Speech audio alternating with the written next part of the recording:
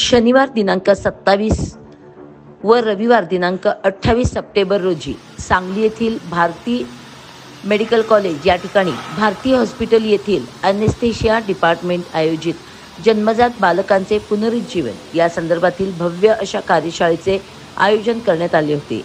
यावेळी उपस्थित विद्यार्थ्यांनी तज्ज्ञ डॉक्टर व इतर फॅकल्टीकडून योग्य ते प्रशिक्षण घेतले।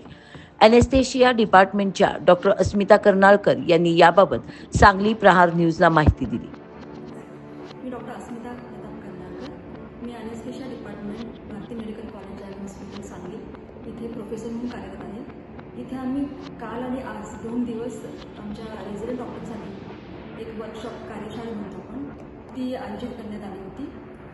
ज्याच्यामध्ये थीम होतं लहान मुलांसाठी आणि नवजात शिशूंचं पुनरुज्जीवन हा आमचा कार्यशाळेचा विषय होता।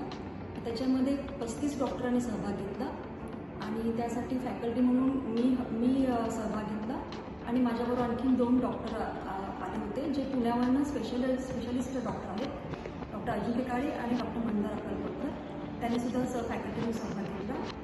आणि ह्या वर्कशॉपचा फायदा आमच्या रेझिडेंट डॉक्टर्सांना खूप झाला। त्याच्यामुळे नवजात शिशूंच्या जेव्हा त्यांना श्वास घ्यायला त्रास होतो किंवा हृदयाच्या ठोक्यामध्ये त्रास होतो तेव्हा त्यांना नवीन जीवन प्रदान करायची जी जबाबदारी असते ती आमच्यावर असते आणि ती पार पाडण्यामध्ये आम्ही आमच्या रेझिडेंट डॉक्टरांना ज्ञान दिलं आणि त्याचा त्यांना खूप चांगला फायदा झाला। धन्यवाद। माझं नाव डॉक्टर निलेश माडवा आहे।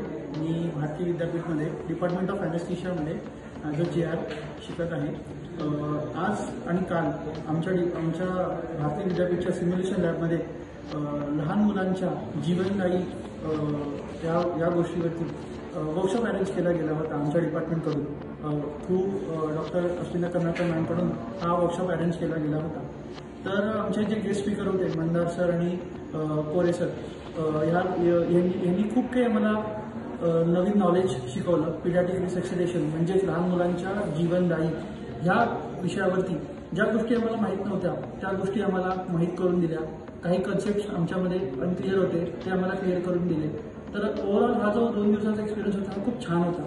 आमच्या खूप काही गोष्टी आम्हाला समजून आल्या आणि त्यासाठी या वर्कशॉपसाठी आम्ही आमच्या ज्या प्रोफेसर आहेत डॉक्टर अस्मिता मॅम यांना आम्ही धन्यवाद करतो आणि असेच पुढे वर्कशॉप नवीन वर्कशॉप आणि आमच्या नॉलेजमध्ये भर पडतील असे वर्कशॉप अरेंज करून देण्यासाठी आम्ही त्यांना प्रोत्साहन करू।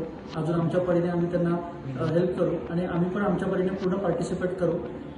तर बस एवढं बोलून थँक्यू।